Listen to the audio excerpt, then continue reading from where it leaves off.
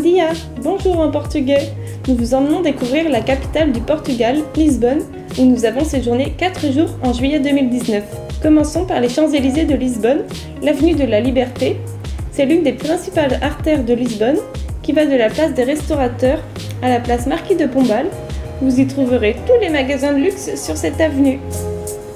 Le funiculaire de Gloria relie la place des Restaurateurs au quartier du Bairro Alto, transformant une montée abrupte en un moment romantique.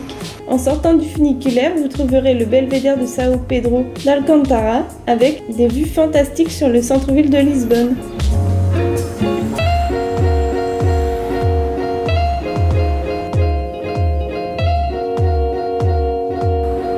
Nous sommes maintenant au cœur du quartier Bairro Alto avec le fameux tramway jaune de Lisbonne.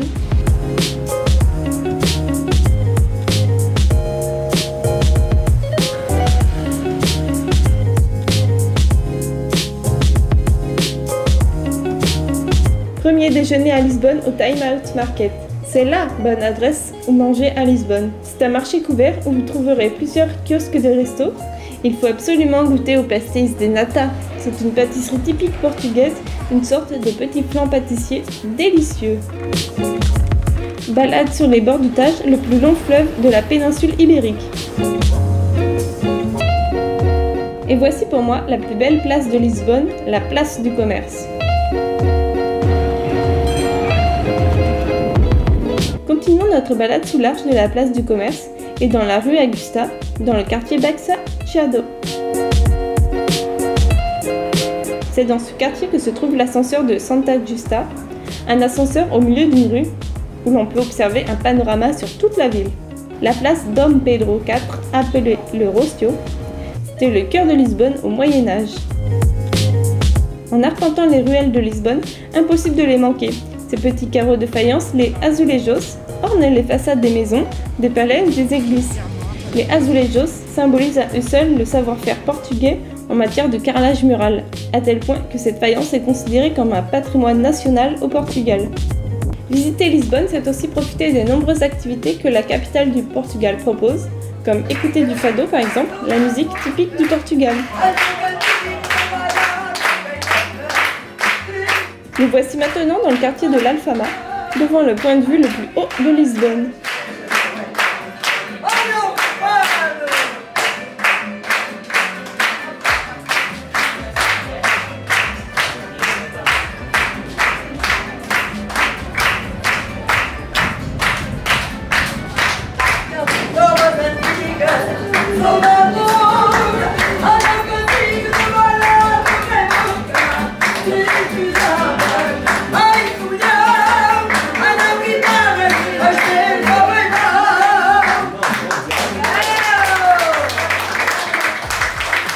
Place désormais au quartier de Belém et devant la fameuse pâtisserie où ont été inventés les pastéis de nata. Le monastère des Hiéronymites est le meilleur exemple d'architecture du style manuélin.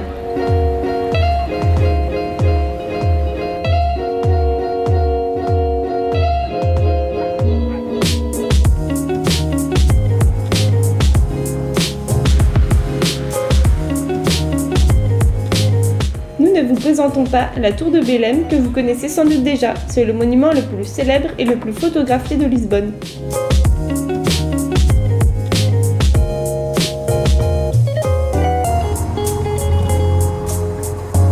Suite de notre balade en longeant le Tage,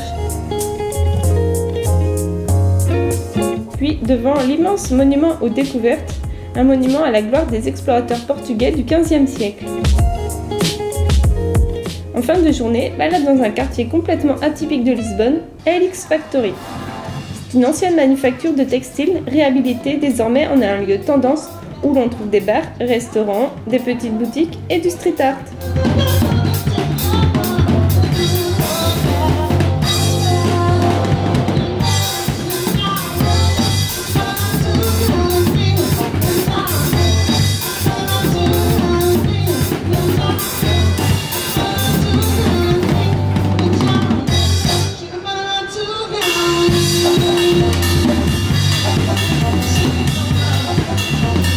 Le lendemain, départ en ferry pour rejoindre la rive en face de Lisbonne, Almada. C'est là que se trouve le Cristo Rei et une superbe vue sur le pont du 25 avril. Le Cristo Rei, Christ roi en français, est à Lisbonne ce que la Tour Eiffel est à Paris, un monument incontournable et indissociable de la capitale portugaise. Le Cristo Rei est une réplique miniature du Christ Rédempteur à Rio. Le pont du 25 avril, s'il vous rappelle quelque chose, c'est normal. Le Portugal a fait appel au fleuron des constructeurs des ponts, l'American Bridge Company, connu pour avoir réalisé le célèbre Golden Gate Bridge de San Francisco.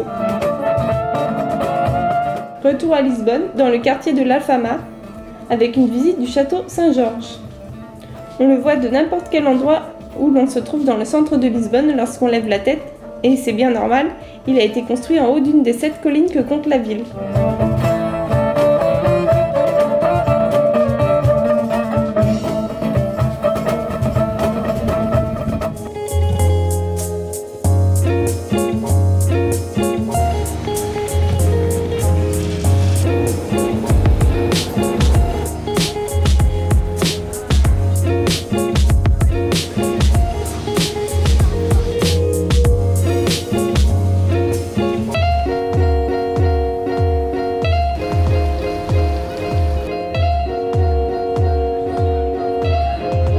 Nous terminons avec ce joli coucher de soleil depuis le Miradouro d'Agarça.